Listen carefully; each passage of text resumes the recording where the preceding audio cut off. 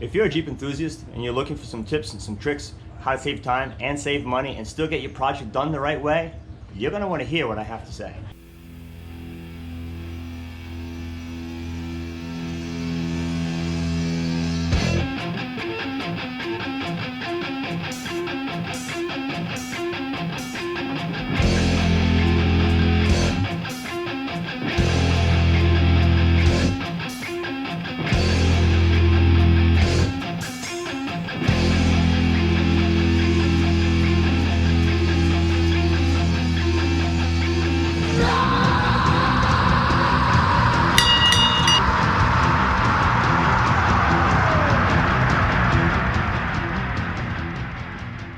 Welcome back to another segment of who we are and what we do. We got a great episode for you today. We're going to talk about how to adjust doors. Not just any doors. Wrangler, CJ, and YJ doors all kind of have the same concept. So we're going to go find Ray, the door adjuster guy, and see what he's got to say. Hang tight. So here's what we got. This door is actually on here pretty good. This door is an example on how to adjust doors. This is like a perfect gap right here on your windshield frame. It's a little uneven, but nothing that I would be super concerned about. On a Wrangler, if you wanted to adjust this back just that tiny, I don't even know if that's a 32nd of an inch, maybe a 16th. This is adjustable here on the Wranglers. CJs don't have this. And then the other spot to pull this windshield frame back just that tiny bit, loosen these two, and then these are slotted underneath, and you can actually pull this your windshield down a little bit and close that gap so you have a much better fitting door. Trying to line it up right. The first thing I try to do is get the top of this bottom hinge piece lined up exactly with the top of the body. On the inside you can see this one's perfectly right. It's a little high, but it's not so far off. These hinges are not bent because the gap, not the gap, but the space from the door in and out, that's not adjustable, is perfectly even almost all the way around here. Where if you look on this side, top of this is bumped out a little bit. It's not a lot, but it is a little bit. It's coming out of just a 16th of an inch, 32nd. So either this hinge is bent, or that's probably what's going on, is this top hinge a little bent.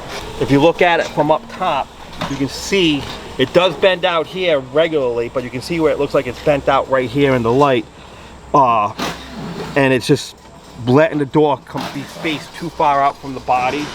So and the biggest thing people gotta understand, when you put perfectly fitting doors on your Jeep, when you spend all the extra time, they're easy to shut, much less wear on your Jeep. The constant smashing your door shut does beat your Jeep up a lot. Adjusting the door now. So after you get this lined up and you're perfectly happy with your top hinges, check this while you're here, because a lot of people folded their windshield frame down when this hinge seized. Thank you.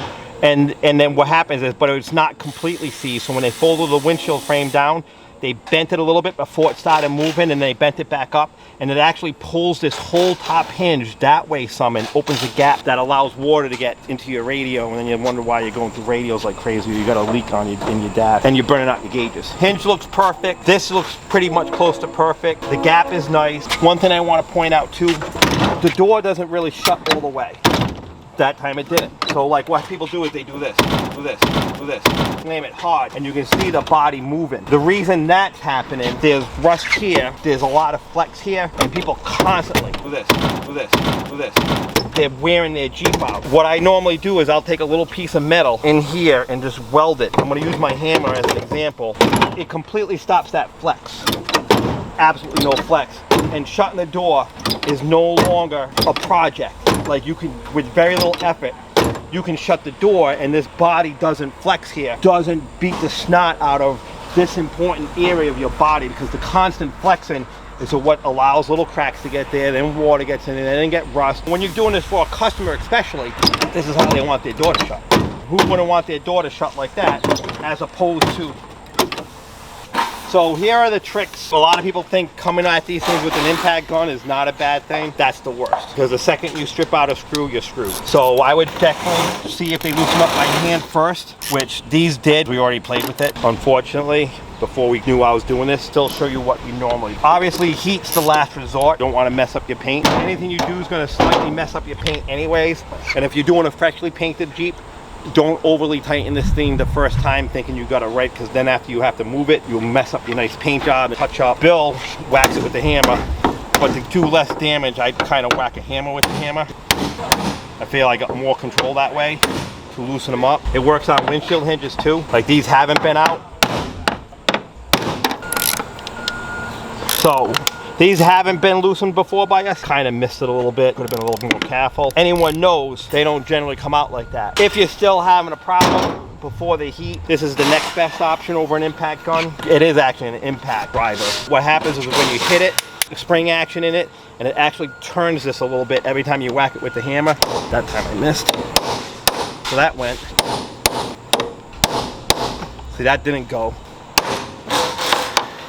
Would not use an impact gun, because once you strip these, then you're drilling and then you're just making a mess anyways. All right, so that worked out perfectly fine. So you can see where Bill's hammer method works very well. Those have never been loosened. Adjusting the door, and then heat's the last option. Like I showed you on that side where this hinge was cockeyed, you can see where this hinge is actually straight, so I wouldn't loosen those just yet, because generally they're put on correctly at the factory.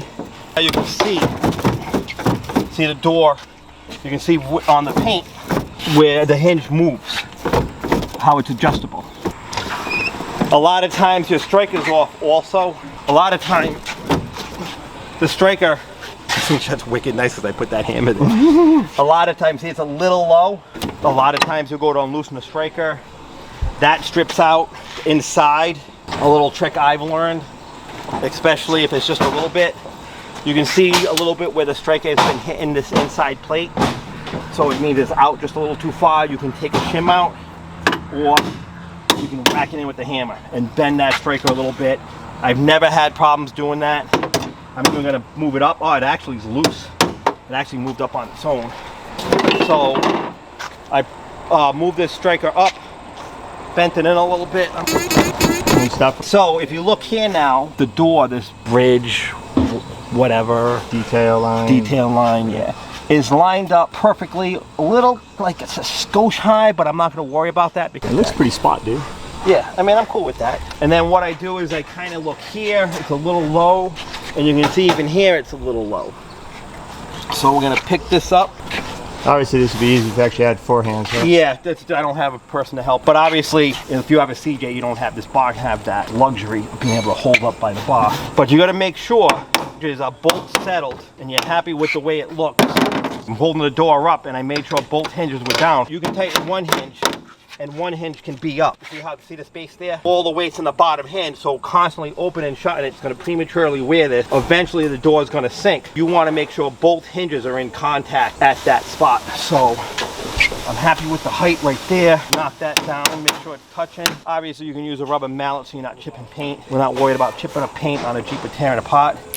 And then snug these up. You don't have to go super tight for the first time. You can see we moved the bottom hinge up a little bit. This hinge moved up a little bit too, because you can see the paint line now. It came this way some. That gap looks about the same. It might have even shut a little at the top. That looks pretty flush there, right? Yeah. Leveled. So, let's see how we're doing. Seriously, anybody wishes their Jeep shut like that. You can see where if this was $5,000–$6,000 paint job, do this before you paint the Jeep, where there's just so much less wear on your Jeep. Still hold hitting the striker a little bit.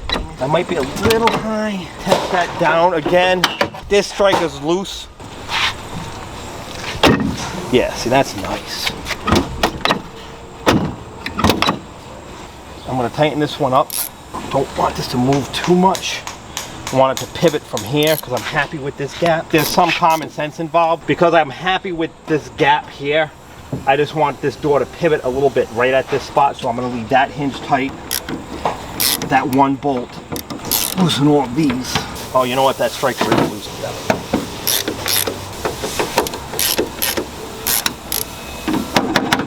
So we're going to adjust this striker a little bit. It's a little low. 50. What was that size? T50. If you want all this to stay straight, so you need a wrench, but you can see how this is turning. This striker is actually stripped on the inside. So what happens is too many shims in it. Tap that in. All right, so it's not hitting.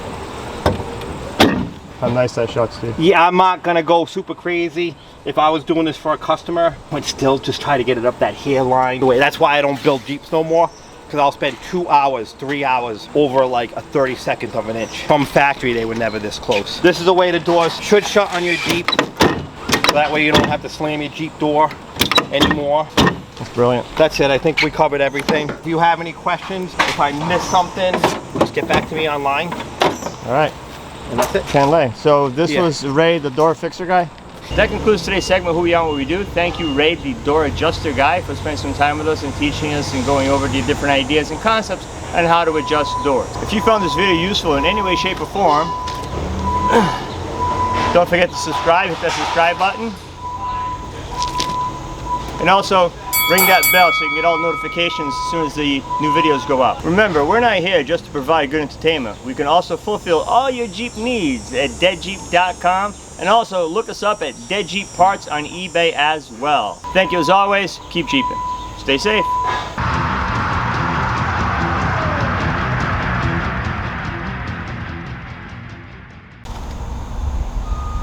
I can't drive this, it's not mine. But I look really cool in it, right?